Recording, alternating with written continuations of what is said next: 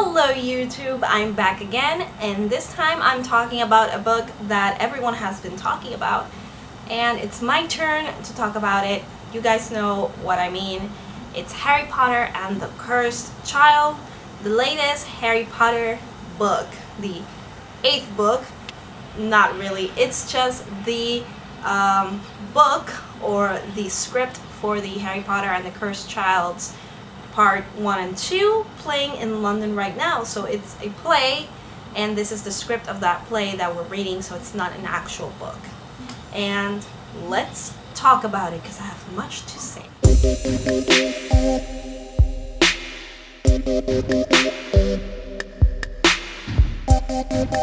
Okay guys, you know how the drill goes. There is always a spoiler warning in my videos, but this time I'm talking about a very popular book that everyone is reading or has recently finished reading. So consider this your humongous spoiler warning like popping over my face right now, because I'm going to be talking about a lot of aspects of this book that are very spoilery. Like I said, I have a lot to say about it and I don't want to leave anything out, so that means I have to talk spoilers, okay? If you guys want to find out how many bookmarks I gave it without being spoiled, check out the description below. I'm gonna write it down there too, okay? Alright, so where do I start with Harry Potter and the Cursed Child? I think I should start by saying that, to be fair, I can't judge this as a book because it is not the 8th Harry Potter book. It's just a script to this play that is a sequel to the Harry Potter books. So the format is different and therefore it cannot feel the same, and it definitely shows when you're reading this novel that it's not the same format. Obviously it's much shorter and they have to tell this very complicated, convoluted story in a very short amount of time, and I think that is what kind of really, I don't want to say ruins, because I know a lot of people are gonna hate me for what I'm gonna say in this review, so but yeah, it kind of ruins the whole experience. Okay, so I always start by giving a small summary of the book that I read, and this time it's gonna be a little complicated because the plot of Harry Potter and the Cursed Child involves a lot of time traveling, so I'm gonna give it my best shot. Okay, so Harry's son Albus is going to his first year at Hogwarts when the play starts, and he's going with his brother James and his cousin, Hermione's kid Rose, and they go on the train. They're trying to make new friends. Like, this is the most important year because they're gonna meet everyone, and Albus starts having a friendship with Draco Malfoy's son, Scorpius Malfoy, and they become very close. And Albus ends up being in Slytherin, and we see like a montage of him going through 2nd, 3rd, and eventually 4th year. And we're seeing that there's a lot of problems between him and Harry because Albus feels like he's in the shadow of his dad and he doesn't want to be like his dad. In fact, he's like trying to be the complete opposite of what Harry Potter is, and this is not sitting well with Harry. Harry doesn't want him to be different. He doesn't want him to be left out. And there's this conflict between them that causes Albus to get his hands on a time turner and decide to change the past, specifically the point in the past where Cedric Diggory died, because he feels like his father had a lot of regret over not being able to save Cedric, and he wants to change that because he feels if he changes that, then everything in the future could be different. And it is, everything is different because Albus like screws everything up. We go back in time like 3 times and like it gets progressively worse. So there's a lot of stuff going on in this play. Obviously the central part of this plot is Harry and Albus's relationship. Obviously it's very strained, and I can understand why. It's like a realistic relationship between father and son because Harry is such a popular person and Albus is like the youngest, the middle child. He's the middle child. There's James, his older brother, who's super popular, and then there's Albus, and then there's Lily, who's like the only girl. So he definitely does not fit in with his family, I think. He's much more reserved. He doesn't like calling attention onto himself. And he definitely does not want to be famous. Not that Harry ever wanted to be famous, but he was anyway, and he enjoyed being in the spotlight for a while. But Albus is definitely not like that. And I did enjoy that conflict, but at times I felt like Harry is a terrible parent. And it's not only Harry, it's like Hermione and Ron are like not great parents either. You would think Hermione and Ron would be the better parents, but they're not. They're like just as bad. And it doesn't sit well with me that these characters grew up to be terrible parents. Like, I can see it from Harry maybe because of all that he went through. It might be a little difficult, but you'd think he'd be a little more grateful about having a family after everything he's been through. But I really didn't understand why Ron and Hermione were such terrible parents. Actually, it was just Hermione because Ron is like a non-existent character. Once again, we are back to reducing Ron to like the comic relief. That is all he does in this play. He does nothing of importance, and that really irks me so badly because I like Ron's character a lot, and I wish he could have done more than just chase after Hermione and make food jokes, because that is all he did. And I know people are gonna be really offended by that, but come on, are you really gonna tell me that Ron did something else in this story? He did nothing else. He was the comic relief, and that makes me so sad because I love Ron and I wish he would have had a bigger role. Now Albus himself is like pretty whiny. I don't generally dislike him. He's okay. He's like an okay character. And I understand he's the protagonist, and I understand he struggles more. I wish Harry would have been like way more calm with his son, but he is obviously not a good parent. Sorry.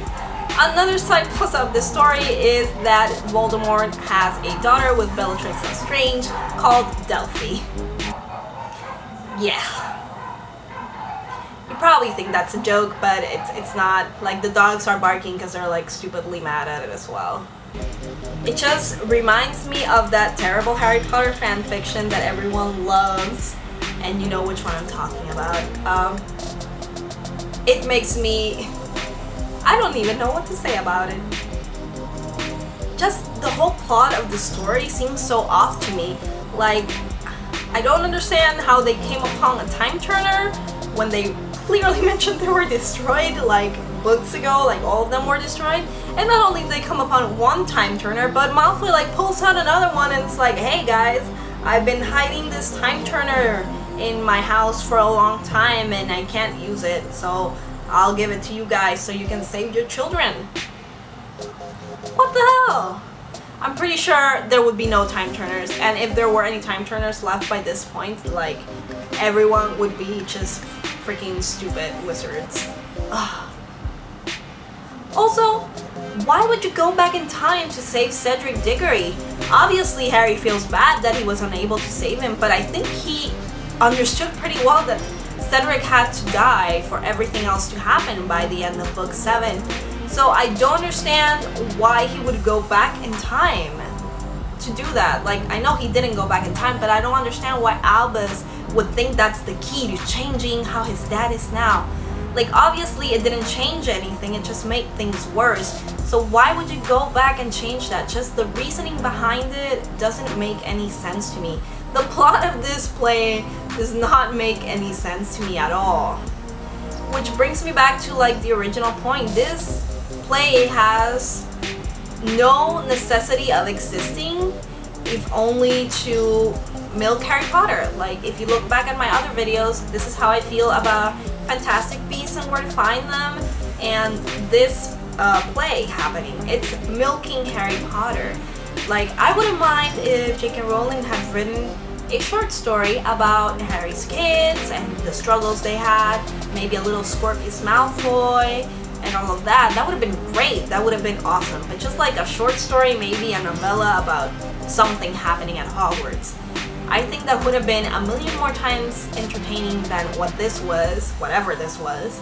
Yeah, it's too convoluted. I don't know why it happened. I only know that it's a milking. It feels like it's milking Harry Potter even more, and it's just making you want to go to the theater and see it because it's Harry Potter, and you pay a lot of money, and some of you even travel to England to see it, and then it's this trash that feels like a bad version of a fanfic I've read on fanfiction.net a million times. I've read so many good Harry Potter stories involving time travel that are merely fanfictions, and this is terrible compared to those stories. That's what makes me mad. That's what makes me mad, and what makes me feel even more completely dissatisfied is the fact that this does not feel like Harry Potter at all. It just feels like you're reading through a bland script in which obviously the person that wrote it has no idea how these characters behave because they're so out of character, with the exception of 2 characters that I'll mention in a minute. Everyone else is completely out of character. Not to mention Rose Weasley, who I thought would be awesome in this, is actually like a non-existent character. She's like a background character. She barely does anything or talks in the play even. And when she does, she's kind of a bitch. It's true. Sorry.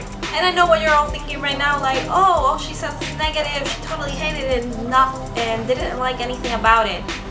Not true. I did like something about it, and it can be summarized in 2 words. Scorpius Malfoy. There you go. Thank God for that little ray of sunshine, because he like kept me going through the whole story. Scorpius was that one well-rounded character. He feels like the one character J.K. Rowling gave some thought to. He is such a cutie pie. He's so funny. And he's the voice of reason in this incredibly stupid, convoluted plot. He's like, we probably shouldn't do that, but obviously Albus is gonna go do it. I really love Scorpius. I would rather read more about him and Albus than about anything else that happened in this story, which brings me to the other thing I liked. There was obviously a same-sex romance going on throughout this whole play until the last 5 minutes when J.K. Rowling just threw it out the window and said, no, I think Scorpius should be a heterosexual instead and get him together with Rose. Which is weird because I totally shipped Rose and Scorpius before I read this. I was like all excited for it, and then I started reading this play that is full of homoerotic context between Albus and Scorpius, and there was something good happening here, and then they just had to throw it all out the window because obviously Harry Potter is not ready for a gay character. We can only say Dumbledore is gay after we've published the book with 0 clues about him being gay in it. 0. That's an old argument I've had with the books. So yeah, those are the positives. Like, those 2 last things are the only positives I could find in this book. It's just, the one thing that makes me really sad is that I could find no magic in this. It didn't feel like Harry Potter. It felt like a fan fiction of Harry Potter.